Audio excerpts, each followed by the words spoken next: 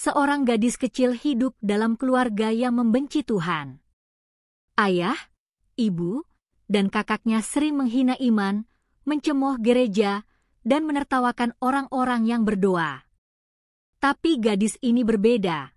Ia diam-diam berdoa setiap hari, berharap Tuhan mendengar tangis hatinya. Suatu hari, kecelakaan tragis menimpa seluruh keluarganya.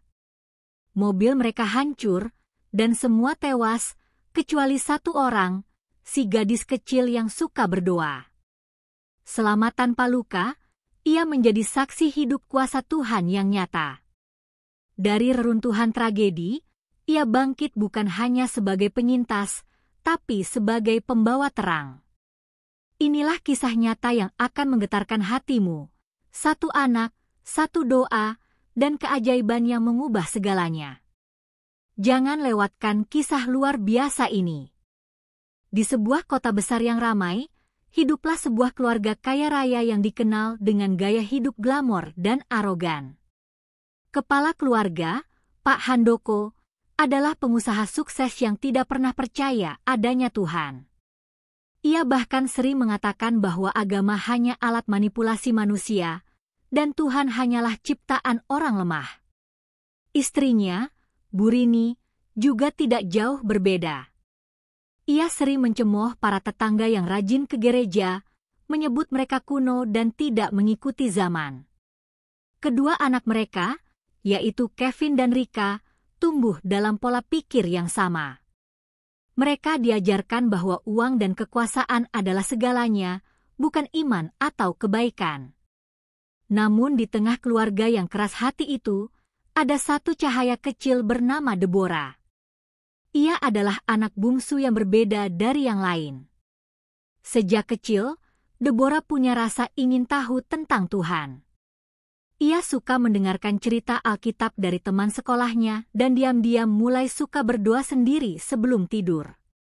Saat teman-temannya pergi bermain, Deborah lebih suka duduk di pojok kamar sambil membaca buku renungan kecil yang diberikan oleh gurunya di sekolah. Ia tahu keluarganya tidak suka hal itu, jadi ia menyembunyikan semua itu dalam laci rahasianya. Suatu malam, saat Deborah sedang berdoa pelan-pelan dalam kegelapan kamarnya, Pak Handoko mendengar suara lirihnya dan langsung masuk dengan amarah. Ia membentak Deborah dan merobek kertas doa yang ada di tangan putrinya. Ia mengatakan bahwa doa hanya untuk orang bodoh yang tidak punya kekuatan. Deborah menangis, tapi tidak berani membantah. Ia hanya diam dan menyimpan semua kesedihannya dalam hati. Ibunya pun menambahkan hinaan dengan mengatakan, "Kamu bikin malu keluarga. Kalau teman-teman tahu anakku berdoa, bisa rusak reputasi kita." Deborah merasa terasing di rumahnya sendiri. Ia sering duduk di jendela kamarnya memandang langit, berharap suatu hari Tuhan akan menjawab pertanyaannya, "Mengapa aku lahir di keluarga seperti ini?" Tapi justru dalam keheningan dan penolakan itu, hatinya makin terikat kepada Tuhan. Ia merasa bahwa satu-satunya yang benar-benar mengerti perasaannya hanyalah Yesus yang ia kenal lewat cerita-cerita kecil dari temannya di sekolah. Di sekolah, Deborah juga tidak bebas. Ketika ia ingin ikut klub doa siang hari, kakaknya mengejeknya di depan teman-teman. Kevin berkata, "Lihat, adik gue ikut klub orang halu yang bicara sama Tuhan yang gak kelihatan." Semua tertawa, dan Deborah menunduk malu. Namun dalam hatinya, ia tetap setia. Ia percaya bahwa Tuhan ada, meskipun tidak bisa dilihat. Ia tahu, meski semua orang menolaknya, ada satu pribadi yang tidak pernah meninggalkannya. Kebiasaan Deborah berdoa semakin rutin. Ia selalu menyempatkan waktu setiap pagi sebelum sekolah dan malam sebelum tidur untuk berbicara dengan Tuhan. Ia tidak tahu kenapa, tapi setiap kali berdoa, ada rasa damai yang tidak bisa dijelaskan. Ia percaya bahwa ada kuasa dalam doa, walau belum melihat hasilnya secara nyata. Bahkan saat seluruh keluarganya tertawa saat ia berdoa di ruang makan karena tidak sengaja terdengar, Deborah tetap melanjutkannya dengan air mata. Deborah mulai menuliskan isi hatinya dalam buku harian, mencurahkan semua luka dan pengharapannya pada Tuhan. Dalam salah satu tulisan itu, ia menulis, "Tuhan, aku tahu Engkau dengar.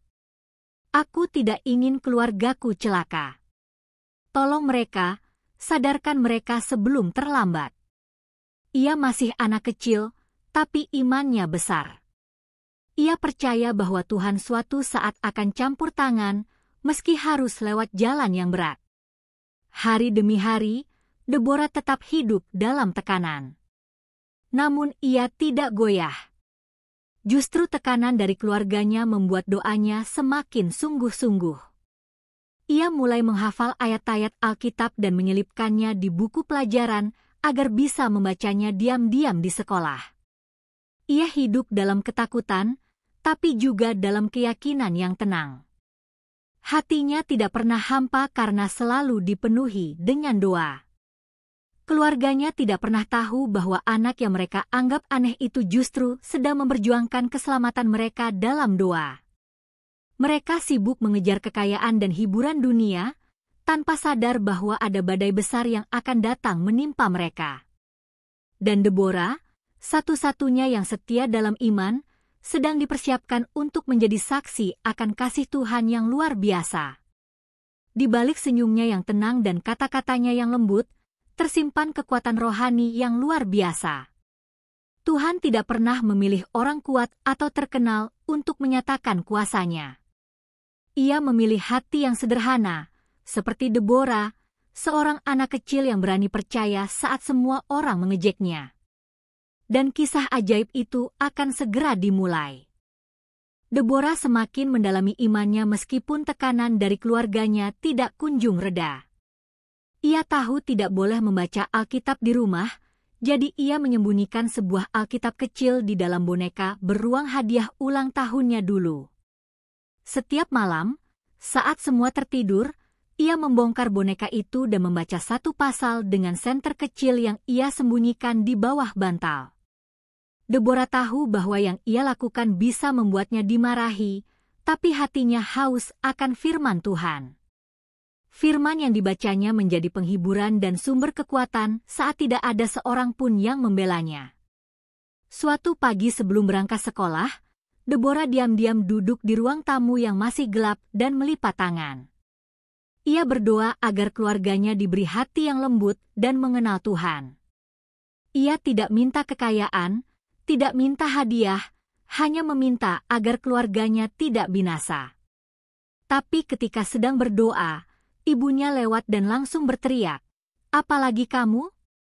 Doa lagi? Sudah dibilangin, berhenti bawa-bawa Tuhan ke rumah ini." Deborah terkejut dan berdiri gemetar. Ayahnya pun datang, melihat Alkitab kecil di tangan Deborah, dan langsung merampas serta membakarnya di atas kompor. Deborah menjerit dan menangis, bukan karena takut dimarahi, tapi karena sedih melihat Alkitab satu-satunya dibakar.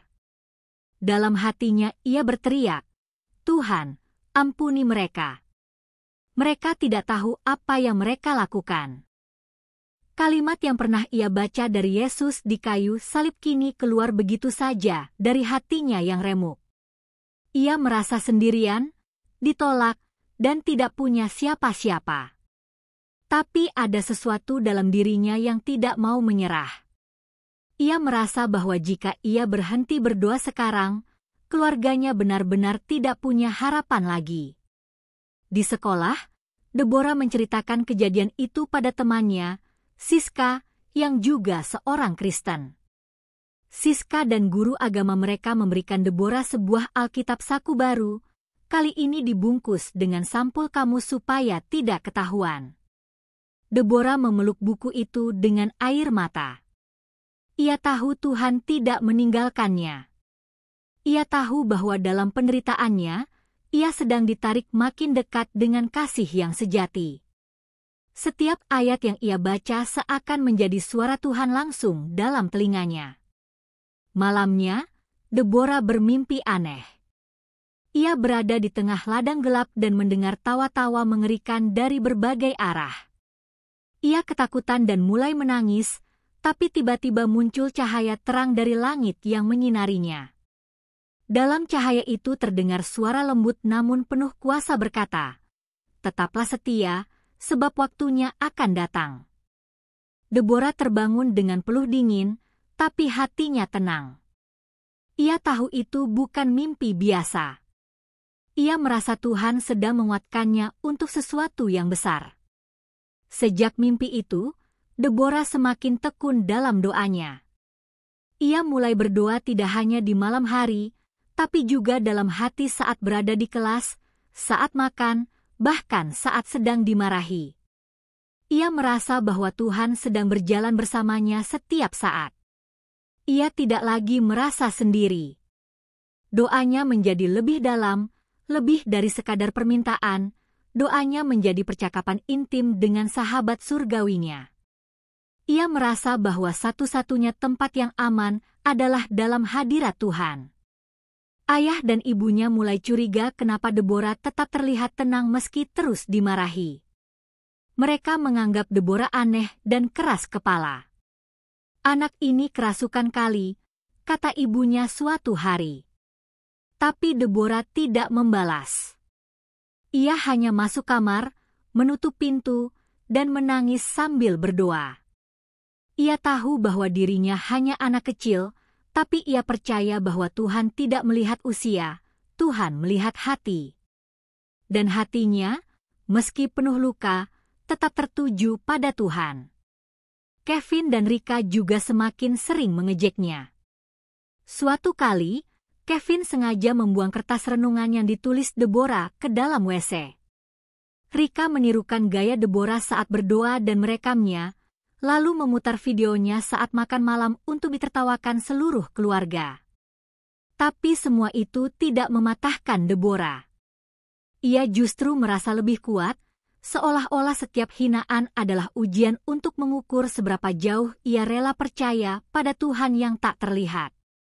Dalam hati Deborah tumbuh sebuah keyakinan yang tidak bisa dijelaskan. Ia percaya bahwa suatu hari nanti, semua orang akan tahu bahwa Tuhan itu nyata. Ia tidak tahu bagaimana caranya, tapi ia merasa bahwa waktu Tuhan akan datang. Ia hanya perlu bertahan. Setiap kali ia merasa lelah, ia akan memejamkan mata dan berkata, "Tuhan, aku tetap percaya." Dan setiap kali itu pula, damai yang tidak bisa dijelaskan akan menyelimuti dirinya. Deborah kini hidup dengan dua dunia yang kontras. Dunia keluarganya yang penuh kemarahan, dan dunia doanya yang penuh kedamaian. Ia berjalan di antara dua dunia itu dengan hati yang penuh harap. Ia belum tahu bahwa tidak lama lagi, doanya akan diuji dalam cara yang paling mengejutkan, dan bahwa dari ketekunannya yang diam-diam itu, Tuhan sedang menyiapkan sebuah keselamatan besar yang akan membuat semua orang tercengang. Hari libur panjang mendekat dan keluarga Handoko berencana pergi berlibur ke villa mereka di daerah pegunungan. Dengan semangat tinggi, mereka mempersiapkan berbagai keperluan, makanan, pakaian mahal, dan perlengkapan mewah lainnya. Perjalanan itu terasa seperti pelarian dari rutinitas sibuk mereka, tapi bukan pelarian dari sikap sombong yang terus mereka pelihara. Saat tetangga mengucapkan, "Tuhan memberkati perjalanan kalian," Pak Handoko tertawa keras dan berkata, "Kalau Tuhan memang ada, biar Dia sendiri yang jaga mobil saya." Hahaha. Sebelum berangkat, Deborah merasa sangat gelisah. Malam sebelumnya, ia tidak bisa tidur. Ia bermimpi lagi tentang cahaya terang, tapi kali ini ada suara tangisan dan teriakan di kejauhan. Ia bangun dengan jantung berdebar dan segera berlutut di lantai. Ia berdoa lebih lama dari biasanya, memohon perlindungan Tuhan atas keluarganya. Ia tidak mengerti makna mimpinya, tapi firasat buruk seolah menggantung di atas kepalanya. Ia memohon pada Tuhan agar jika sesuatu terjadi, setidaknya ada satu dari mereka yang selamat. Pagi itu, Deborah membawa serta kalung salib kecil yang ia sembunyikan selama ini. Ia kalungkan di leher dan menutupinya dengan jaket. Di mobil, keluarganya terlihat ceria, bercanda, dan memutar musik keras. Ayahnya menyetir dengan santai tapi agak ugal-ugalan, tidak memakai sabuk pengaman, dan menyetir sambil main ponsel. Ibu sibuk selfie dan live di media sosial, sambil menyindir orang-orang yang katanya cuma tahu, berdoa tapi miskin. Rika dan Kevin ikut tertawa, mencemooh orang-orang alim yang mereka anggap bodoh. Deborah duduk di pojok belakang, menunduk dalam diam, dan mulai berdoa dalam hati. Ia tahu tak ada yang bisa ia lakukan untuk menghentikan semua ini. Ia hanya bisa berharap bahwa Tuhan mendengar. Ia memejamkan mata, merasakan hatinya terbakar oleh kecemasan. Mobil terus melaju menembus jalan berkelok dan menanjak. Langit mulai berubah mendung dan udara terasa lebih dingin dari biasanya. Hujan rintik mulai turun, namun tak satu pun dari mereka yang peduli. Dalam perjalanan, mereka sempat melewati seorang pria tua yang berdiri di pinggir jalan dengan memegang papan bertuliskan, "Waspada, tikungan maut di depan." Pak Handoko membuka kaca jendela dan berteriak sambil tertawa, "Kalau maut datang, biar Tuhan saya yang hadapi. UPS, saya lupa, saya nggak punya Tuhan." Semua di dalam mobil tertawa terbahak-bahak. Pria tua itu hanya menunduk dan membisikkan doa pelan, matanya menatap ke arah Deborah yang diam di kursi belakang. Tiba-tiba, hujan turun lebih deras. Jalan mulai licin dan kabut turun perlahan-lahan. Pak Handoko mulai kesulitan mengendalikan kemudi karena jalanan yang menurun curam. Namun, ia tetap bersikap sombong, tidak mau mengurangi kecepatan. Deborah semakin ketakutan, ia membuka jaketnya dan menggenggam salibnya erat-erat. Mulutnya bergetar memanjatkan doa tanpa suara. "Tuhan, lindungi kami." Mobil melewati tikungan tajam, dan saat itulah ban mobil selip. Pak Handoko panik dan mencoba menginjak rem, tapi rem tidak berfungsi. Mobil oleng dan sempat menabrak pembatas jalan, lalu terpental ke sisi jalan yang menurun. Semua orang menjerit panik. Ibu berteriak memanggil nama suaminya, Kevin dan Rika menangis ketakutan, dan Deborah hanya bisa menutup mata sambil berteriak dalam hati, "Yesus, tolong." Dalam sepersekian detik sebelum mobil benar-benar kehilangan kendali, Deborah merasa tubuhnya seperti didorong keluar. Ia tidak tahu bagaimana itu bisa terjadi, tapi tiba-tiba ia sudah di tanah, terbaring dalam lumpur di pinggir jurang. Mobil keluarganya meluncur cepat ke bawah dan dalam satu ledakan besar, suara dentuman mengguncang udara dan kobaran api terlihat dari kejauhan. Deborah tidak bisa bergerak, kakinya sakit, darah mengalir dari pelipisnya, tapi ia masih hidup. Orang-orang mulai berdatangan. Warga sekitar yang mendengar ledakan langsung menuju lokasi kejadian.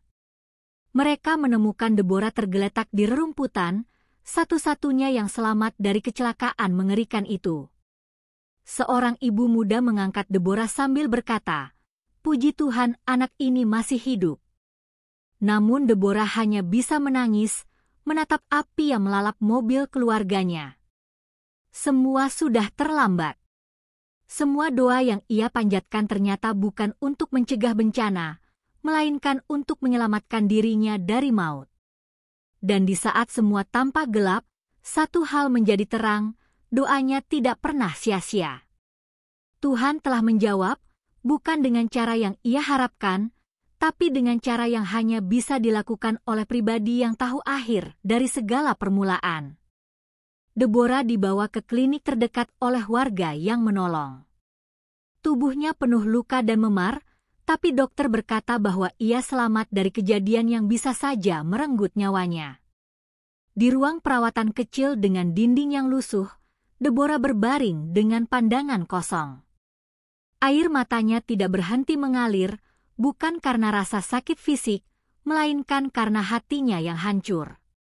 Ia memikirkan ayah, ibu, kakak, dan kakaknya yang lain, semuanya hilang dalam sekejap. Jeritan mereka masih terngiang di telinganya. Ledakan mobil masih terasa membekas di pikirannya.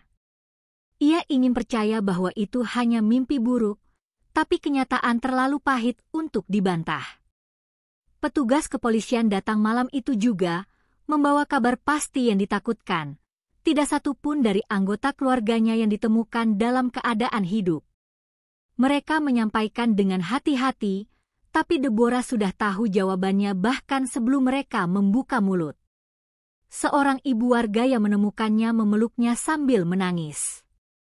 "Kamu anak baik, Tuhan punya rencana besar buat kamu." Tapi Deborah hanya diam, tenggelam dalam duka dan bingung mengapa Tuhan menyelamatkannya, mengapa hanya dirinya? Malam pertama di klinik itu adalah malam paling sunyi dalam hidup Deborah. Dalam gelapnya ruangan, hanya suara jam dinding dan tetesan infus yang menemani.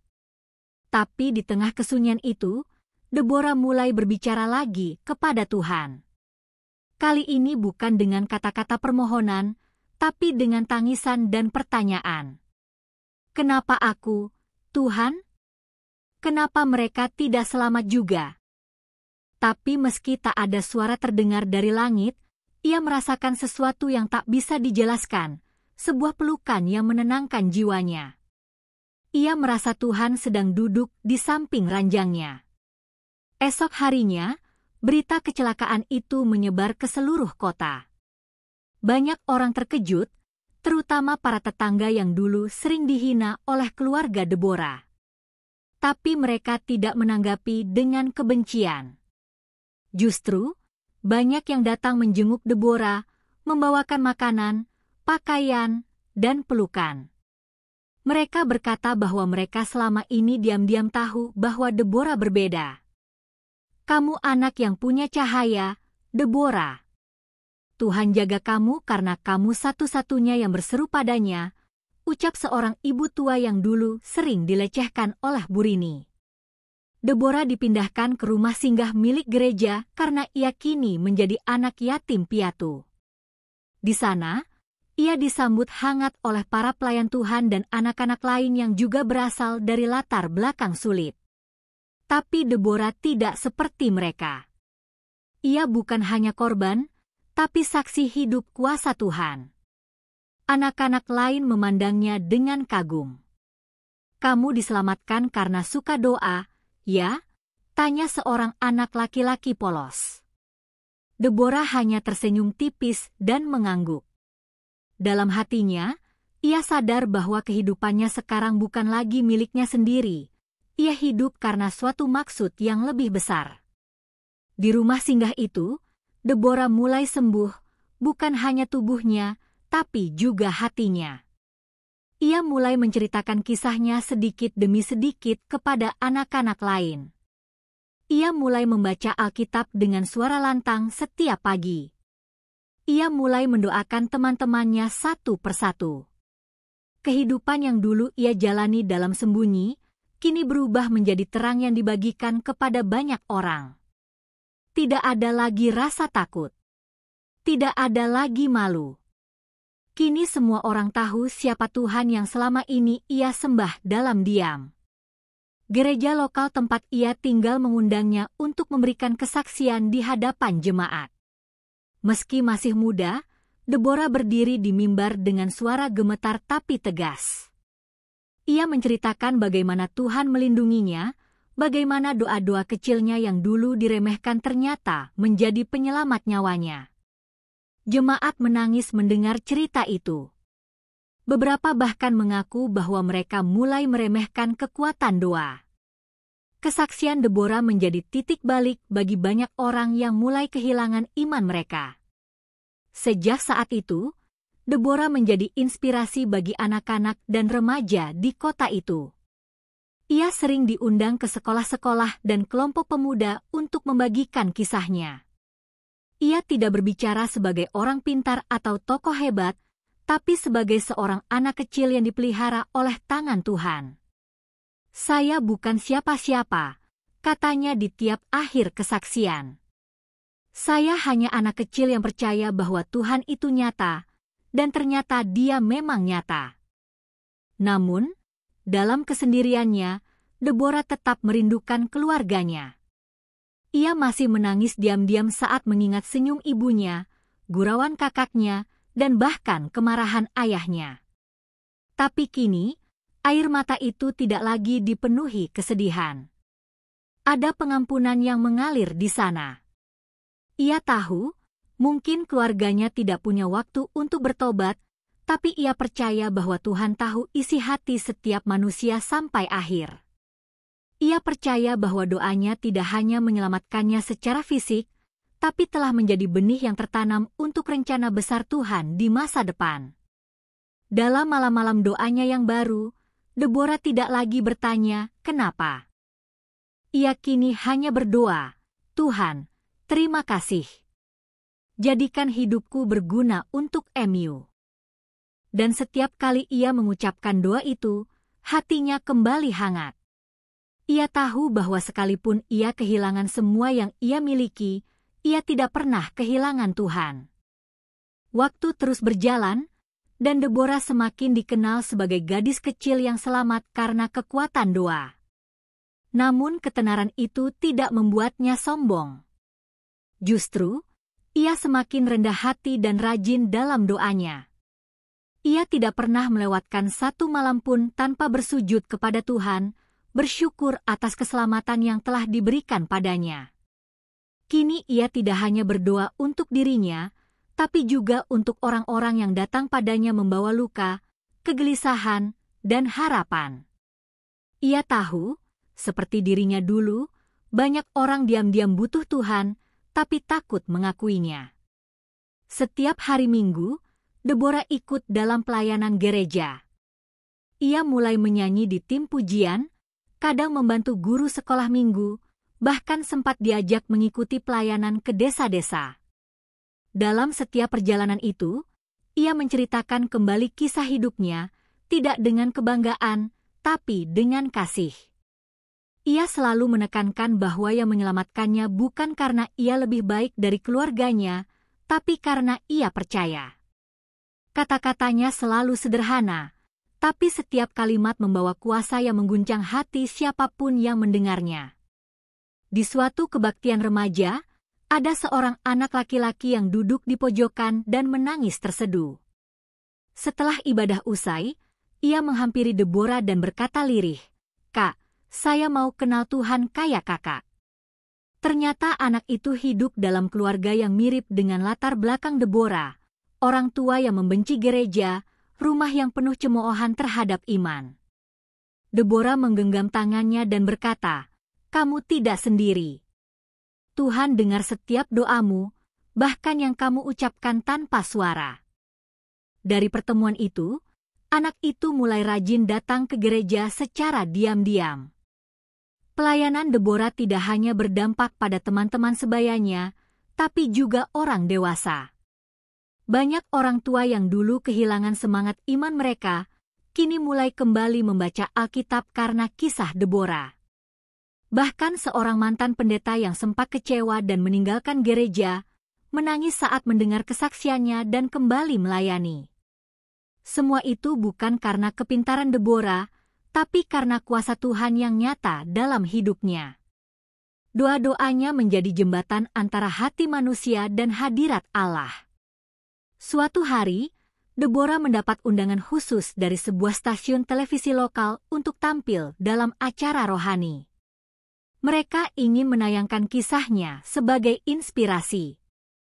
Awalnya Deborah ragu. Ia takut sorotan media akan merusak niat murninya melayani Tuhan. Tapi setelah berdoa dan berkonsultasi dengan pendeta pembinanya, ia menyetujui.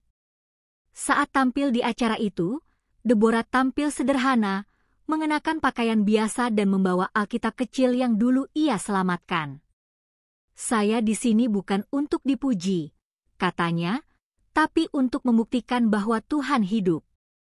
Acara itu ditonton ribuan orang. Banyak pesan masuk ke gereja tempat Deborah tinggal. Ada yang bertobat, ada yang ingin belajar doa, bahkan ada yang ingin bertemu langsung dengannya. Namun Deborah tetap memilih hidup yang sederhana. Ia menolak banyak tawaran publikasi dan lebih memilih mengunjungi panti asuhan, rumah sakit, dan desa-desa kecil. Aku tidak ingin dikenal karena selamat dari kecelakaan, katanya pada pendeta, tapi karena aku mau menyelamatkan orang lain dari kehampaan rohani. Di balik semua pelayanannya, Deborah tetap menyimpan kerinduannya mendalam, melihat keluarganya kembali. Meskipun mereka telah tiada, Deborah terus memohon kepada Tuhan agar jiwa mereka diselamatkan. Ia tidak tahu seperti apa akhir hidup mereka di detik terakhir kecelakaan itu, tapi ia percaya Tuhan bisa mengampuni bahkan sampai napas terakhir. Dalam tiap doanya, nama ayah, ibu, Rika, dan Kevin tak pernah absen ia sebutkan. Ia percaya bahwa kasih Tuhan jauh lebih besar dari segala kesalahan manusia. Deborah juga mulai menulis buku kecil tentang kisah hidupnya. Buku itu berjudul Doa yang Menyelamatkan. Ia menulis bukan untuk popularitas, tapi agar anak-anak yang mengalami hal serupa bisa memiliki harapan. Ia menuliskan setiap doa yang ia panjatkan sejak kecil, dengan harapan pembaca bisa belajar berdoa dari sana. Buku itu diedarkan gratis oleh gereja dan beberapa komunitas rohani. Banyak yang tersentuh dan mulai kembali menghidupkan doa-doa mereka yang dulu mati. Hidup Deborah kini menjadi gambaran nyata dari Mazmur 34:19, kemalangan orang benar banyak, tetapi Tuhan melepaskan dia dari semuanya itu. Ia tahu bahwa perjalanannya belum selesai dan masih banyak yang harus ia lakukan. Tapi satu hal yang pasti, ia tidak sendiri. Ia berjalan bersama Tuhan yang dahulu ia panggil diam-diam di balik boneka, kini berjalan bersamanya di tengah terang panggilan hidup. Dalam diamnya yang dulu dianggap kelemahan, ternyata terdapat kekuatan besar yang menyelamatkan. Dan dalam doanya yang dulu direndahkan, ternyata ada kuasa ilahi yang mengubahkan segalanya. Meski Deborah mulai dikenal luas dan kehidupannya terlihat semakin baik, bukan berarti semuanya berjalan tanpa tantangan.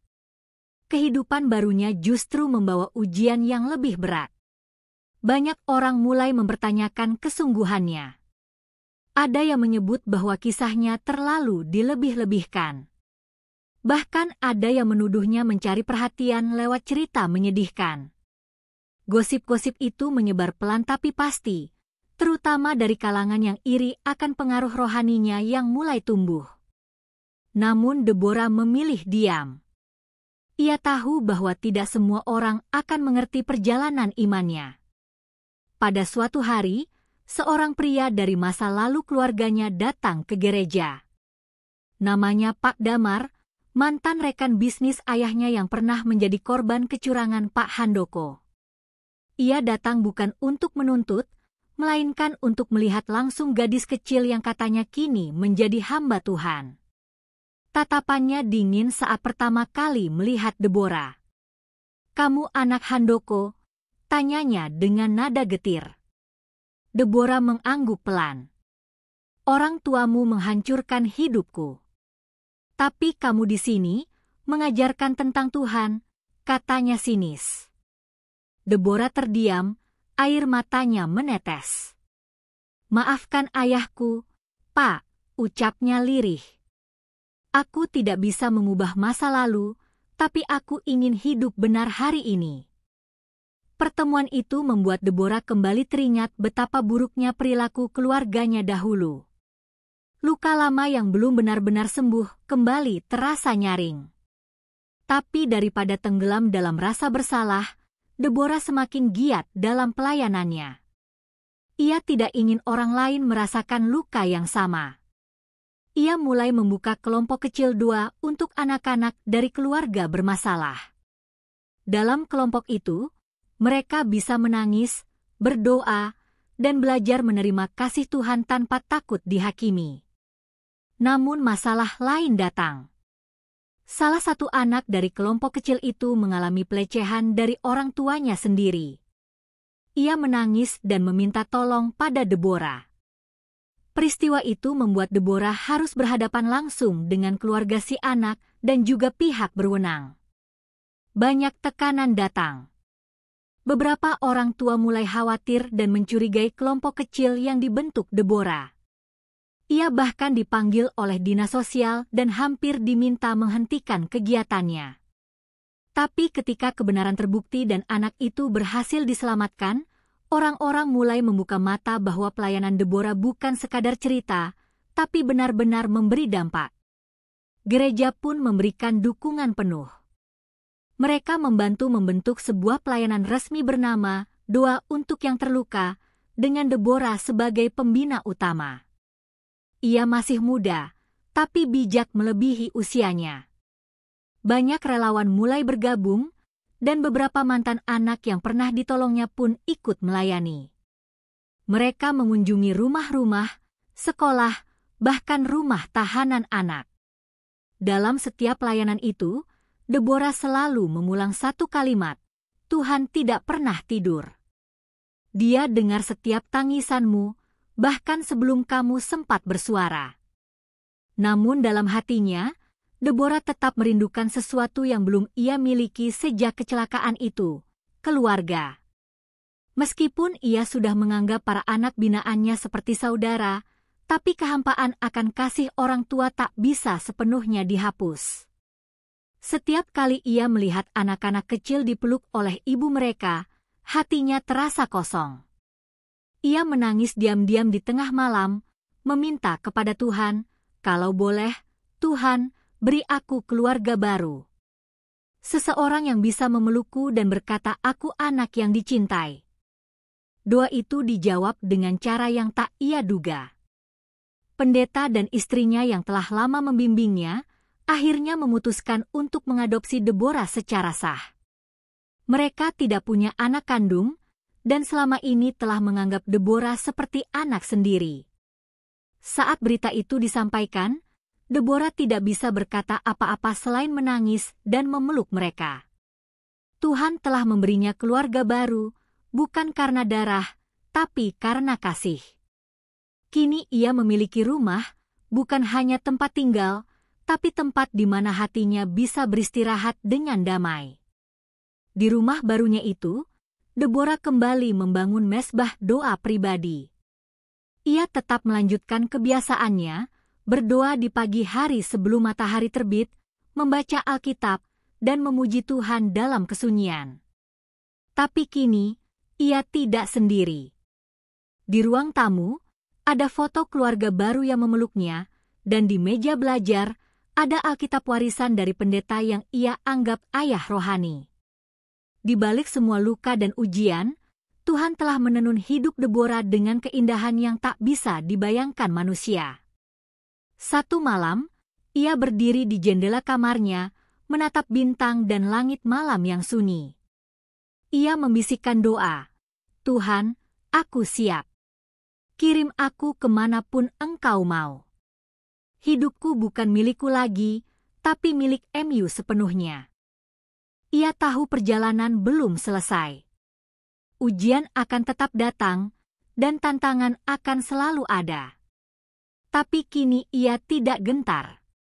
Ia sudah melewati lembah kekelaman dan menemukan bahwa Tuhan tetap setia, bahkan ketika semuanya hancur. Tahun demi tahun berlalu. Deborah tumbuh menjadi seorang wanita muda yang semakin teguh dalam iman dan pelayanannya. Ia bukan lagi gadis kecil yang dikenal karena selamat dari kecelakaan tragis, tapi kini dikenang sebagai seseorang yang menjadi kesaksian hidup akan kasih dan kuasa Tuhan.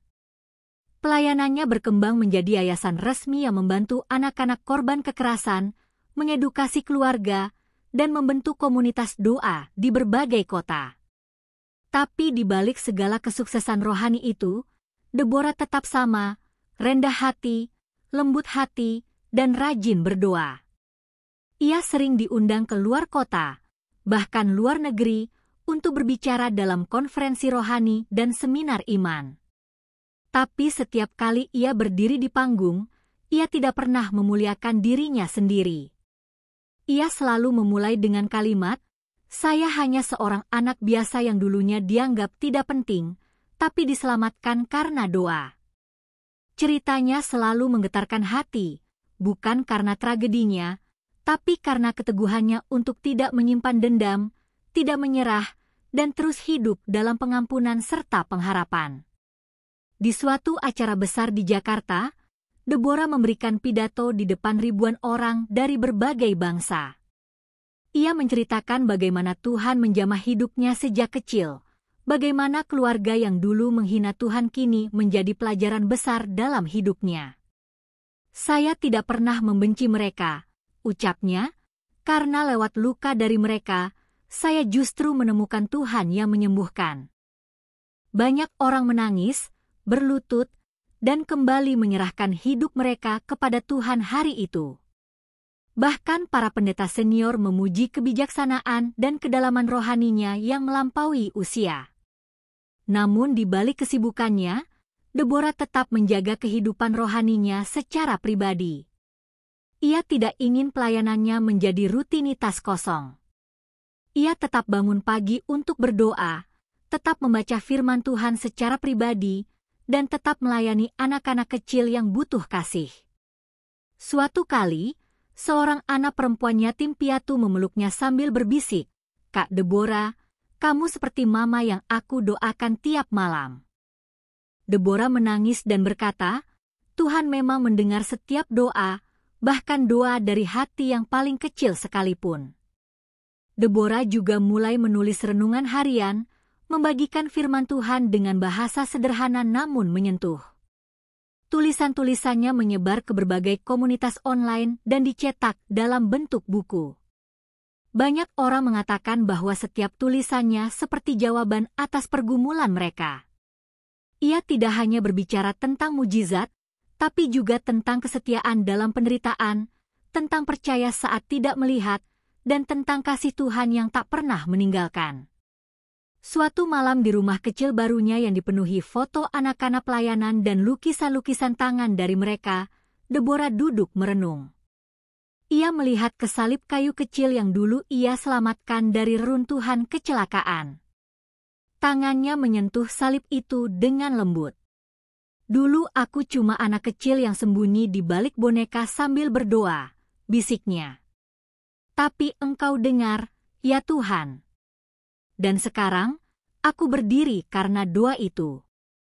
Ia tersenyum, lalu mengambil jurnalnya, menulis satu kalimat yang menjadi kesimpulan hidupnya. Tuhan tidak butuh suara lantang untuk menjawab doa, cukup hati yang sungguh berserah. Pada ulang tahunnya yang ke-25, Deborah tidak mengadakan pesta. Ia memilih mengunjungi sebuah rumah singgah baru di pelosok desa yang didirikan dari hasil donasi buku dan pelayanan. Di sana, ia membagikan makanan, memeluk anak-anak, dan bercerita tentang Tuhan. Saat matahari terbenam, seorang anak kecil bertanya, "Kakak kenapa suka sekali berdoa?" Deborah tersenyum dan menjawab, "Karena doa yang menyelamatkanku saat semua orang menyerah." Anak itu diam, lalu mulai berdoa sendiri, menirukan gerakan tangan Deborah. Itulah momen terindah dalam hidupnya, melihat orang lain mengenal Tuhan karena hidupnya. Kini, banyak orang mengenal Deborah sebagai simbol kekuatan doa, pengampunan, dan ketekunan. Tapi ia selalu menolak disebut luar biasa. "Aku hanya seseorang yang dulu dipanggil gila karena suka bicara sendiri pada Tuhan," katanya dalam satu wawancara, dan ternyata suara kecilku itu terdengar di surga. Dari tragedi menjadi kesaksian, dari luka menjadi pelayanan, dari kehilangan menjadi pengharapan. Deborah tidak pernah berhenti berdoa. Karena ia tahu, doanya yang dulu menyelamatkannya, kini menjadi jembatan keselamatan bagi banyak orang. Dan selama ia hidup, ia akan terus membuktikan bahwa tidak ada yang lebih kuat dari seorang anak yang berdoa dengan iman.